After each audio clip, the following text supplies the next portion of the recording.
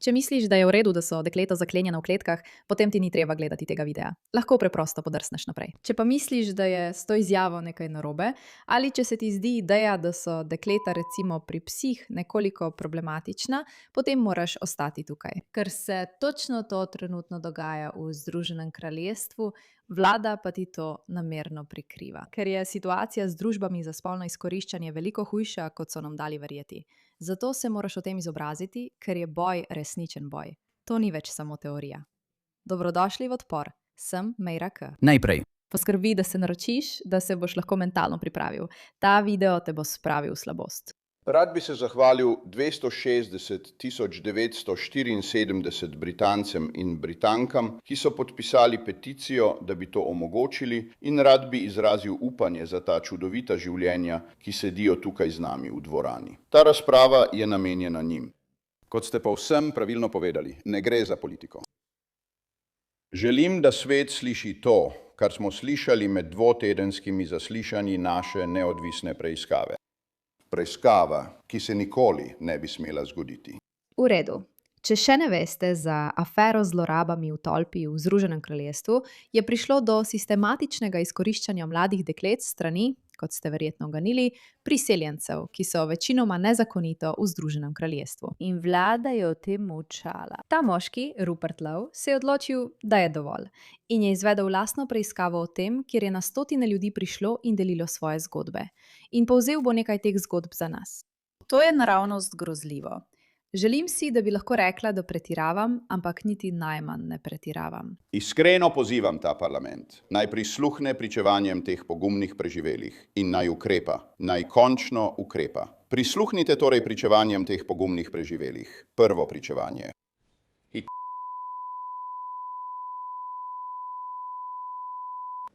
Tako so začeli.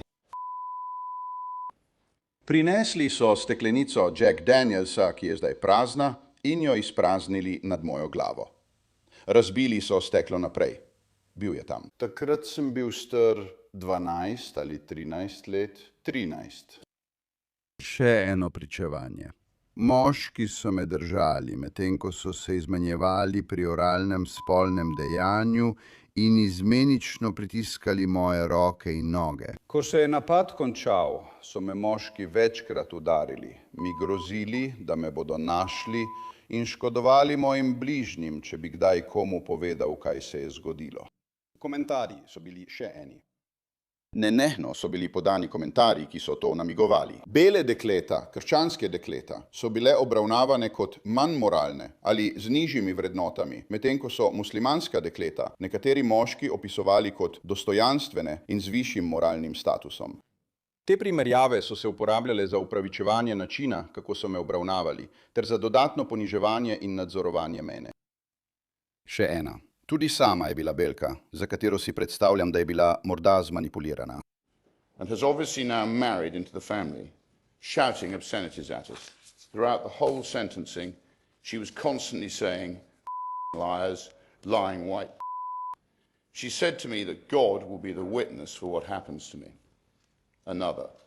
Race did play a part and motivated the selection or demographic of the victims. Throughout my exploitation, the other girls I encountered, or who were alongside me, were almost exclusively white.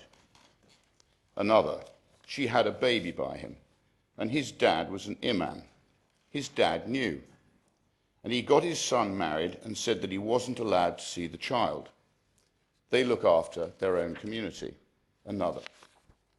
Over the course of the I was by multiple police officers in different parts of the country. Država. Slabo se počutim. Slabo se počutim. Si lahko samo predstavljaš, da si mlado dekle, ki ve, da je sistem, ki naj bi te ščitil, tisti ljudje, tisti policisti, tistih, katerim bi stekla in jim povedala, da se ti je nekaj zgodilo, prav oni te posiljujejo. Oni ščitijo svojo skupnost. Ali se sploh zavedamo, kako zelo smo opustili na cedilu lastno skupnost? In kako oni to opazujejo, ter opazujejo tišino okoli te zgodbe, da če ne bi bilo X, preprosto ne bi vedeli za to. in sami pri sebi razmišljajo, da lahko preprosto ponovijo v katerikoli drugi družbi, ker jim ni mar. Imajo vse dokaze, imajo vsa poročila o tem, imajo vsa ta dekleta, ki so pogumno spregovorila in vlada ne bo storila ničesar, ker imamo dovolj politične moči, zato lahko to preprosto uporabimo drugje. Ali se ne zavedamo, da je to resnična grožnja za vsako družbo tam zunaj? Še ena. Ugasnil je cigareto na dojenčkovem obrazu. Še ena. Ugasnil je cigareto na dojenčkovem obrazu. Še ena. Začelo se je, ko sem imel 13 let. V 3 letih so me posilili verjetno približno 600 ali 700 različnih moških. Še ena. Potrobili bi izhupo avtomobila, nato pa bi otroka do vhodnih vrat odpeljal zaposleni v otroškem domu. Otroškega doma. Otroškega doma. Krvavela sem iz nožnice in zadnjika ter bila tako tekla, da nisem mogla sedeti. Zdravstvenemu osebju sem povedala, da so mi nekaj dali v pijačo in da ne vem, kaj se je zgodilo, ker me je bilo preveč strah povedati resnico. Niso postavljali nobenih vprašanj, dali so mi tablete in me odpustili iz bolnišnice. Imel sem 15 let. Imela sem 15 let, kako je mogoče, da niso postavili nobenih vprašanj? Še enega. Stvari so se zaostrovale okoli Ejda in praznikov, zabave so postajale večje, slabše, bolj nasilne. Vpletenih je bilo več ljudi, več deklet, zabave so bile preprosto večje. Še enega. Glavni konflikt, ki sem ga imel glede vere, je bil ta, da sem odraščal kot kristjan. Nosil sem svoj križ, ker mi je bil nekaj res posebnega. Uporabili so ga samo kot način, da me ponižajo. Rekli so, kje je zdaj tvoj Bog? Je tvoj Bog zapustil tebe? Še ena, še ena. V vsakem domu, v katerega sem prišel, so bila sama bela dekleta. Spomnim se moškega, ki je odprl zadnji del kombija in videl sem 15-20 deklet zaklenjenih v pasjih kletkah. Vaših kletkah. Še ena. Pripeljali so pse in nisem se mogel sploh premakniti. Nisem se imel kam premakniti. Mislim, da je bilo najbolj strašljivo to, da sploh nisem imel pojma o tem. Okoli mene so bili moški, niso bili zgroženi, niso čutili gnusa, niso pomagali, ampak so snemali in se smejali. Stavili so, ali me bo pes dejansko lahko pofutl ali ne. In ja, bila sem p***una od psa. Moški mi je samo držal obraz, me gledal naravnost v oči in želel je videti, kako se zlomim. In to mu je uspelo. In še nekaj, želim si samo, da bi se to ustavilo in da se ne bi zgodilo nobenemu drugemu otroku, ter da bi ljudje dejansko ukrepali, naredili nekaj in nehali biti tako prestrašeni. Tako prestrašeni. Lahko bi nadaljeval ure in ure. Vsi mi v tej stavbi imamo odgovornost, da končno ukrepamo. Ne govoriti, ampak ukrepati. Naše poročilo o preiskavi tolp bo objavljeno v prihodnjih dneh. Kar prihaja, bo zavedno spremenilo Britanijo. Hvala, zavedno, hvala, hvala. Redko ostanem brez besed. In veste, kaj je pri tem tako gabno? Moram si vzeti trenutek, da preprosto zajokam. Veste, kaj je pri tem tako gabno? Dejstvo, da večino teh tolp za spolno izkoriščanje deklet vodijo priseljenci iz Pakistana. Preprosto, enostavno. Ampak tega ne smeš reči. Če si drzneš to reči, če si resnično drzneš to reči, te označijo za islamofoba. In v parlamentu dobesedno trdijo, da te vsaka omemba teh tolp za spolno izkoriščanje deklet naredi islamofobnega. Poglejmo si to za trenutek. Da, in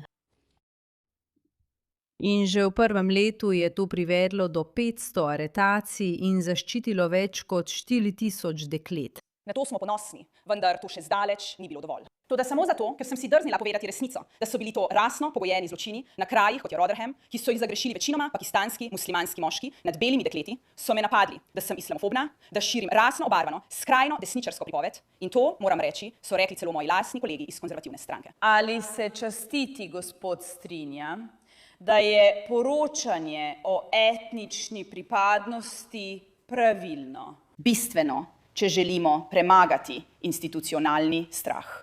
Najlepša hvala. V policiji, med socialnimi delavci, v šolah ter v delih naših medijev in političnih strank.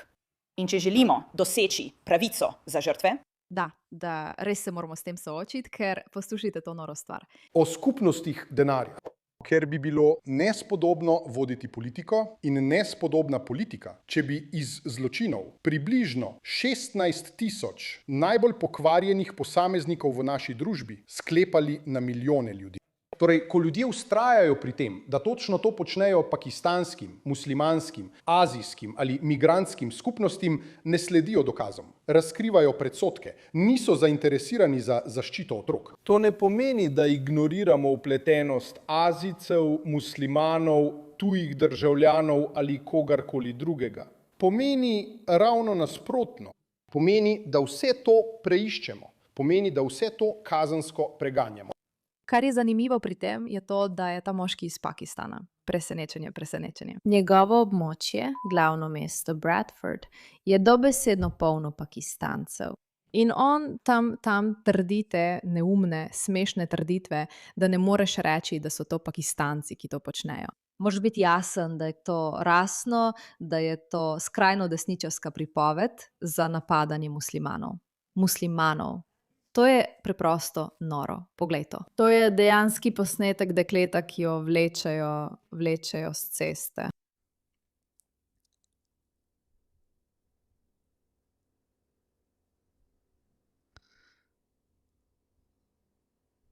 Poglej, koliko ljudi je v bližini in ne naredijo ničesar.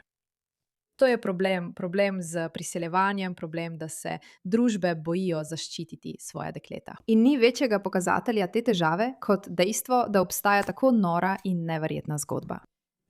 Obstajajo tisoče pričevanj, ki so dobesedno gnusna, vsako posebej. In to se preprosto pometajo pod preprogo, ker zveniš kot rasist, če o tem govoriš. Tako ne more iti naprej. Nič od tega ne more iti naprej. Preprosto ne more iti naprej. Hvala za vašo pozornost glede te zadeve.